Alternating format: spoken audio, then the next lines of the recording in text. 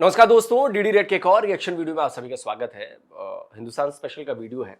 सिद्धू पाजी हमारे मतलब नवजोत सिंह सिद्धू हमारे तड़कते भड़कते स्टार एवरग्रीन सिद्धू पाजी वो गुस्से में आ गए और उन्होंने मोहम्मद आमिर की जो लगाई है, अब आपको सिद्धू पाजी का तो अंदाज पता ही है, वो महीन महीन काट देते हैं ऐसा कि फिर सामने वाले को संभलने का मौका नहीं मिलता। और मोहम्मद आमिर की बातें ये बहुत दिनों से सुन रहे थे।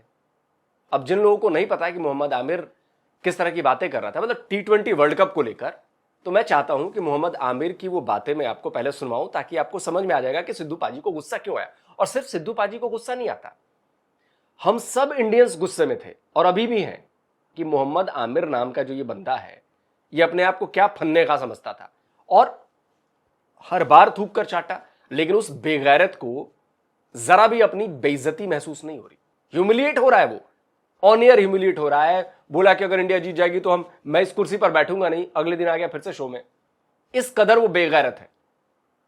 तो पहले मैं चाहता हूं आपको कि पहले मोहम्मद आमिर की वो बातें सुनवा दूं जो हर मैच से पहले भारत के लिए उसने की। लगाइए भाई। पाकिस्तान क्वालिफाई करे न करे, इंडिया एक प्रेडिक्शन है, इंडिया सेमीफाइनल में नहीं जाएगा, ये मैं उस पर पक्का हूँ। आई स्टिल बिलीव के फाइनल जो है ना वो इंडिया खेलेगा। अब मोहम्मद आमिर की बातें आपने सुन ली। हर मैच से पहले भारत नहीं जीतेगा, भारत अगले राउंड में नहीं जाएगा, भारत सेमीफाइनल नहीं जाएगा, भारत फाइनल नहीं जाएगा। अब बोलेगा कि भारत फाइनल जीतेगा नहीं।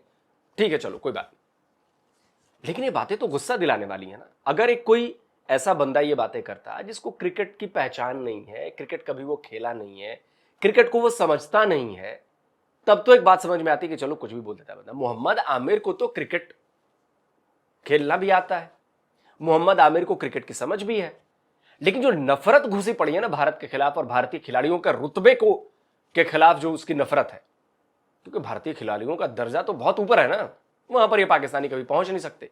खुद ये मैच फिक्सिंग में रहा है, खुद ये जेल रहा है ब्रिटेन में मैच फिक्सिंग के चक्कर में। तो एक फिक्सर ये बता रहा था कि भारत जीतेगा नहीं, भारत ये हार जाएगा, हो जाएगा। अब इस पर अपने सिद्धू पाजी आ गया फॉर्म में। जब भारत फाइनल में पहुंच गई ना, तब सिद्धू पाजी ने सोचा कि अब इस बच्चे को ना रगड़ना पड़ेगा, क्योंकि बच्चे ना बिना रगड़े सही नहीं होते। तो उन्होंने रगड़ दिया पकड़ के। लगाइए भाई, सुनाइए सिद्धू पाजी ने क्या कहा।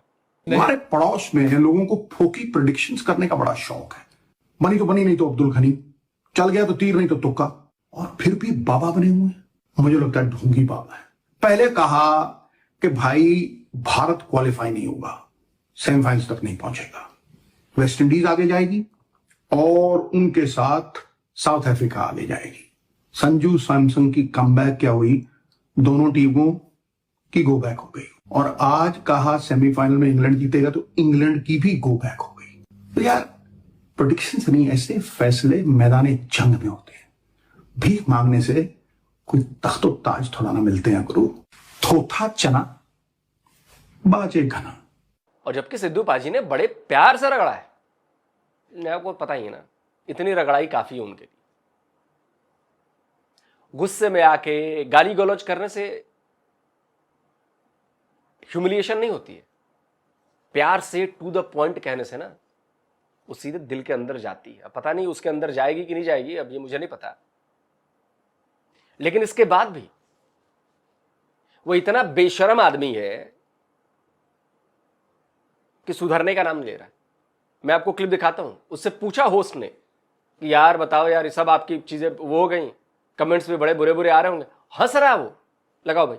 आमिर भाई, आपने कहा था इंडिया नहीं पहुंचेगा सेमीफाइनल में, वो पहुंच के जीत के फाइनल में भी पहुंच चुके हैं। आज आपका इंस्टाग्राम और ट्विटर भरा हुआ होगा और ऐसी ऐसी बातें होंगी जो ना सिर्फ गंदी होंगी, बल्कि फिजिकली इम्पॉसिबल। तो इससे आपको बखूबी पता चल गया होगा कि पैसे कमाने के लिए ये लोग किसी भी हद तक गिर सकते हैं, किसी भी हद तक बातें कर सकते हैं और किसी भी हद तक बेशर्मी का क्या कहते हैं वो बेशर्मी दिखा सकते हैं। और ये पाकिस्तानियों के साथ लागू होता है। कोई गैरत वाला आदमी होता ना, तो अगर एक बार दो बार उसकी प्रेडिक्शन गलत हो जाती तो तीसरी बार कभी अपना मुंह नहीं खोलता वो। इज्जत अगर होती उसके पास, क्योंकि भाई बेइज्जती महसूस होती है उसी को ना जिसके पास इज्जत हो। अब जो जिसके पास इज्जत ही नहीं है उसको क्या बेइज्जती महसूस होगी। मोहम्मद आमिर उन्हीं में से एक। चलिए आगे वीडियो देखते हैं। इससे बड़ी जिसे बोलते हैं ना डोमिनेशन क्रिकेट की और क्या हो सकती है। Under 19 women men's final final final जीत जीत जीत एक आधे में हार, इससे कंप्लीट डोमिनेशन और किसको क्रिकेट की कहते हैं। मैच चाहे इंडिया में हो रहा है, चाहे बारबाडोस वेस्ट इंडीज में हो रहा है, चाहे दुबई में हो रहा है, कहीं पर भी हो रहा है, वो जीत रहे हैं। आई थिंक कि फर्क, लेकिन मोहम्मद आमिर कहता है कि टीम इंडिया भी बेस्ट क्रिकेट नहीं खेल रही है, वो फुरकान भट्टी कहता है कि टीम इंडिया भी बेस्ट क्रिकेट नहीं खेल रही है। भाई बताओ ना, बेस्ट क्रिकेट खेलना किसे कहते हैं यार? सुन लिया ना सनाउल्ला ने क्या कहा। अब इसको बेस्ट क्रिकेट नहीं खेलना कहते हैं क्या? Final final final, domination domination domination, जीत जीत जीत एक आध हार। अबे अपना मजाक क्यों उड़वाते हो तुम लोग यार? नहीं नॉलेज है तो मत बोलो, मत बको। कि फर्क दोनों टीमों में इतना जो था ना, सिर्फ और सिर्फ बुमराह का फर्क था। Bumrah he was the only man standing between England and victory, because वो वाले जो ओवर्स थे वहां पर उन्हें वो चीजें नहीं मिली। हर बॉलर को उन्होंने मैनेज किया, but he was the exceptional case against New Zealand भी, जो उनका अगेंस्ट वेस्ट इंडीज भी।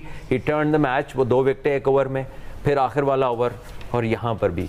और जो वर्ल्ड कप भी फाइनल जीते थे उसमें भी ही वाज द मैन के बॉल टू बॉल। पाकिस्तान से जो मैच जीते तब भी रन बॉल चाहिए था, वहाँ पे आके उन्होंने रिजवान की विकेट ली थी उस मोमेंट पे जब रिजवान वाज वेल सेट और पाकिस्तान को कोई 30 रन 30 बॉलों में चाहिए थे, around that target. So I think he has been an exception.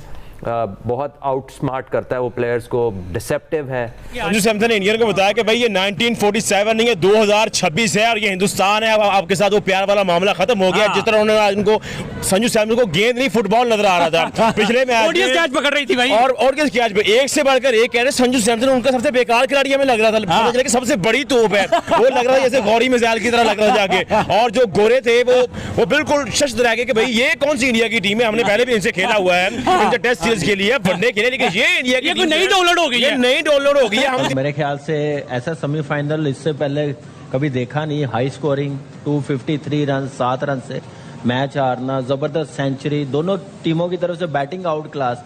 Bowling नजर आई है कि दोनों टीमों के पास वीक थी, लेकिन साफ फर्क नजर आ रहा था बुमराह का। बुमराह ने जैसे बॉलिंग की है और साथ फील्डिंग जैसे इंडियन टीम ने आज की है ना, अनबिलीवेबल और टॉप क्लास क्रिकेट हुई है।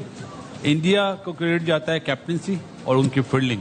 जो कैप्टनसी में उसने 16वां ओवर बुमराह से करवाया, 18वां ओवर कराया, उसने मैच को बिल्कुल ही वन साइड कर दिया। मैं लास्ट ओवर पे तो आना ही नहीं चाह रहा कि 22 रन बने डूबे के, लेकिन जो 16वां ओवर और 18वां ओवर करा वो ब्रिलियंट कैप्टनसी। और मेरे ख्याल है मेरा man of the match Bumrah है, दिया गया उसको संजू सैमसन को। वो संजू सैमसन ने भी कहा जब उनको मैन ऑफ द मैच मिला तो उन्होंने भी ये बोला कि एक्चुअल में मैन ऑफ द मैच आज के मैच में वो बुमराह को होना चाहिए, जो क्रूशियल ओवर्स उन्होंने आके कराए।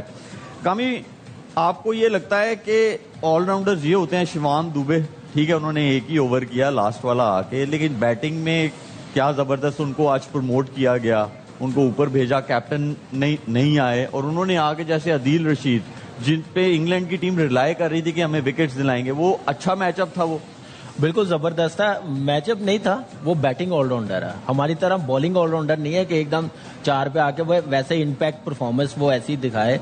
और एक्सीलेंट डिसीजन, और आदिल रशीद को अंडर प्रेशर किया। अगर दुबे वहां पे ना आता तो शायद उसको 40 के बजाय 30 रन होते, रन कम हो जाते, एक आधी विकेट और ले जाता। तो दुबे ने वैसे ही वो खेला, वो तो रन आउट ना होता तो मेरे ख्याल से 270 प्लस रन हो जाने थे जैसे वो खेल रहा था। लेकिन ये है कि बुमराह की जैसे बॉलिंग है, विल जैक्स का जो कैच वहां पे टर्निंग पॉइंट मैं समझता हूँ। ठीक है संजू का कैच निकला, संजू तो आज पहले ओवर में ऐसे ही आया था कि जैसे कैलकाटा में 97। मैं इसके बारे में बात करना चाहूंगा, आदिल रशीद के बारे में। जो शुरू के 2 ओवर उसने जो फेंके आदिल रशीद ने, वो अच्छे ओवर थे, इकॉनमी रेट बड़ा जबरदस्त था, विकेट भी लिया उसने। लेकिन बाकी के जो 2 ओवर थे उसमें शिवम दुबे ने जो भूसा भरा है, लंबे लंबे जो छक्के दिए उसने, सारा हिसाब बराबर कर दिया। तो स्ट्रेटजी होती है, हमें पता होता है, हमारे कप्तान को पता था कि यार मेरा जाना अभी सही नहीं है, मुझसे बेहतर आदिल रशीद के खिलाफ लेफ्ट हैंडर वो खेलेगा। सूर्य कुमार यादव राइट हैंडर थे, पॉइंट समझिए ना। और जो स्पिन आदिल रशीद फेंकता है उसके खिलाफ लेफ्ट हैंडर बहुत ज्यादा सक्सेसफुल रहेगा। इसीलिए भेजा और शिवम दुबे ने वो करके दिखाया। ये होता है कॉमन सेंस, ये होता है गेम प्लान जो कैप्टन के दिमाग में चल रहा होता है। यहां पे कैप्टनशिप दिखती है। कलकत्ता में 97 पे नेट आउट था ना, वहीं से उसने स्टार्ट किया, जीरो से नहीं किया। ऐसी फॉर्म लग रही थी और फॉर्म कितनी ब्लेसिंग है, वो उसका पूरा फायदा उठा रहा है। तो बैटिंग क्लास नजर आई है दोनों टीमों की तरफ से, लेकिन बॉलिंग का जो आप कह रहे हैं फर्क नजर आ रहा है, सिर्फ फर्क देखें क्वालिटी है। क्वालिटी बुमराह के पास भी है ना, इसी बीच पे उसने बॉलिंग की है, ओवर करके दिखाए हैं ना, किस पे वो कामयाब रहा। 16वां और 18वां ओवर यॉर्कर की है उसने। यॉर्कर वाहिद है कि डेप्थ बॉलिंग में आप बचा सकते हैं, बड़ी हिट बचाने से उनसे भी नहीं लग रही थी। अगर वो यॉर्कर ना लगते तो शायद एक ओवर पहले मैच खत्म हो जाता। संजू जिस तरह से बैटिंग की है ना, वो तो कंप्यूटर में बैटिंग कर रहा था जैसे, चाहे स्पिनर हो पेसर हो, उतने मोमेंटम इतना तेज कर दिया ना, जो आमिर ने बताया कैच छूटने के बाद। और जोफ्रा आर्चर ने दिल खोल के खाई है मार, बहुत पिटाया भाई। इस मैच में डिफरेंस जो होता है, बैटिंग का भी ठीक था, डेथ ओवर किसके अच्छे थे। अर्शदीप और बुमराह ने गेम को 17-18 बल्कि 16-17-18 ओवर लास्ट मैच में भी खींच के वापस लाए थे, वापस लेके आए। लेकिन संजू देखो विकेट कीपिंग भी खामोशी से करके चला गया, पता भी नहीं चला। इतना जबरदस्त कंपोज प्लेयर, इतना काम, बैटिंग, पूरी बैटिंग का मोमेंटम जो बनाया, वो बनाया सेमीफाइनल और फाइनल का।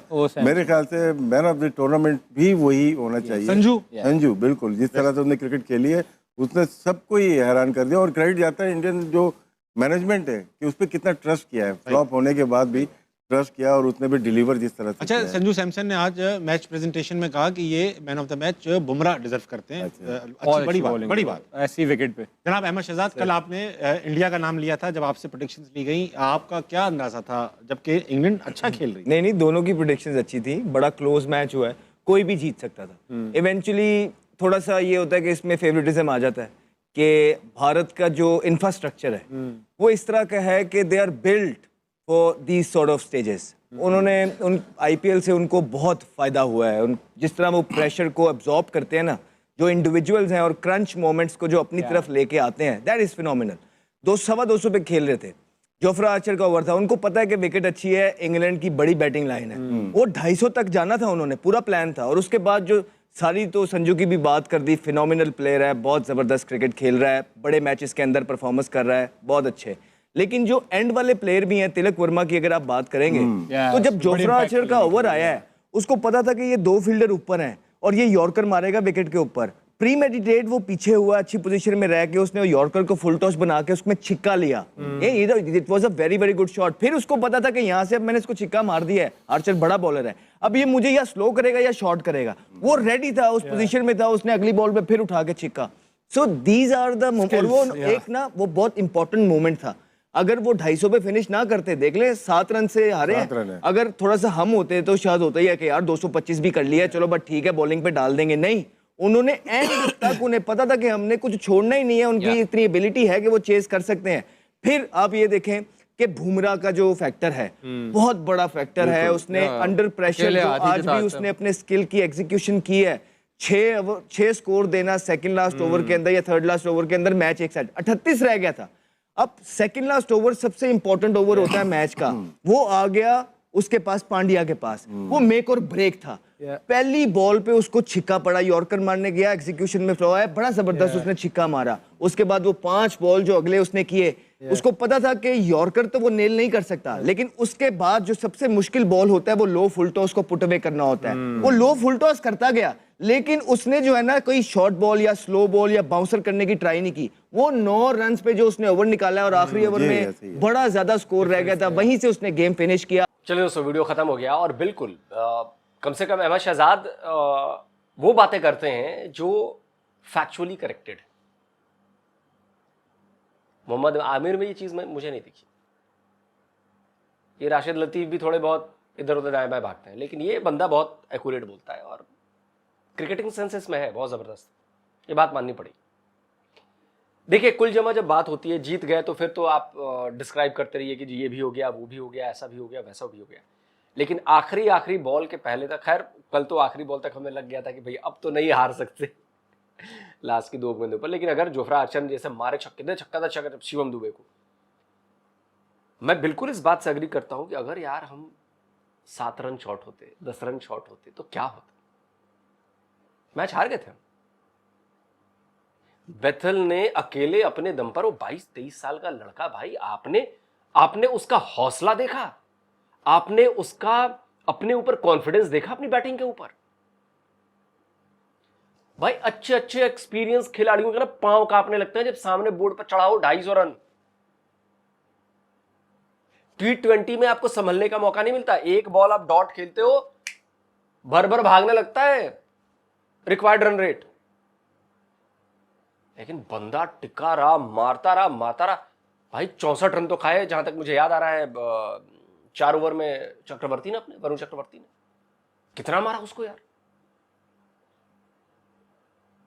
तो मैच तो हुआ बड़ा जबरदस्त यार, और सेमीफाइनल था यार, होना भी चाहिए ऐसे जबरदस्त मैच। एक तरफा मैच होता तो मजा नहीं आता, क्यों दोस्तों? कमेंट में बताइएगा आप लोग, क्या एक तरफा मैच होता तो मजा आता? मैं तो भाई ईमानदारी से कहता हूं, मैच देखकर आखिर तक रोमांच रहा मैच में, हम लोग टिके रहे यार, क्या हो रहा है। कई बार लगता है यार, हार जाएंगे क्या, या आउट क्यों नहीं हो रहे। वो जब रनआउट हुआ, बेथल रनआउट हुआ ना, रनआउट हुआ था ना, हाँ, तब भी सांस में सांस नहीं आई थी भाई। और आप छोड़ो, आखिरी ओवर जोफ्रा आर्चर का देखो यार, उसने कितने छक्के मारे उसने शिवम दुबे को, एक आध बॉल छोड़ दे तो मामला तो फंसा हुआ था।